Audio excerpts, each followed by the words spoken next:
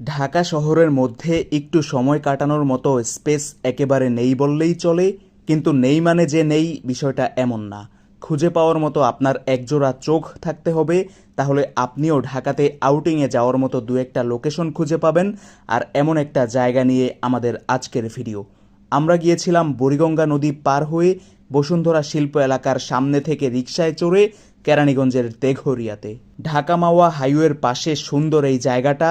এখানে রয়েছে বিশাল একটা নার্সারি। বিশাল মানে আসলেই বিশাল। গাছ নিয়ে যাদের আলাদা রকম একটা ফ্যাসিনেশন কাজ করে, এই জায়গাটা তাদের জন্য হাইলি রিকমেন্ডেড। এখানে সব ধরনের ফুলজ, ফলজ, বনজ ও ভেষজ গাছ পাওয়া যায়। প্রতিদিনই বিকেলে প্রচুর মানুষ এখানে আসে সময় কাটাতে, যাদের মধ্যে অনেকেই আবার গাছ সংগ্রহ করে নিয়ে যায়।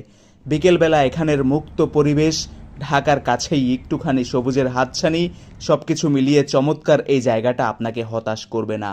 চাইলে আপনি যেমন এখান থেকে ঘুরে আসতে পারেন, ঠিক তেমনই ফিরে যাওয়ার সময় পছন্দসই দু একটা গাছও নিয়ে যেতে পারেন। আর সন্ধ্যায় ঢাকা মাওয়া মহাসড়কের ফুটওভার ব্রিজের উপর থেকে স্বপ্নের পিছু ছুটতে থাকা মানুষগুলোকে দেখছিলাম মুগ্ধ দৃষ্টিতে। এমন ভিন্ন ধাঁচে আনকমন সব জায়গার খোঁজ আমরাই আপনাকে দিব। তাই তো ট্রিপ টেলসকে ফলো দিয়ে সঙ্গেই থাকুন, কারণ গল্পে গল্পে আমরাই আপনাকে দেশ ঘুরাবো।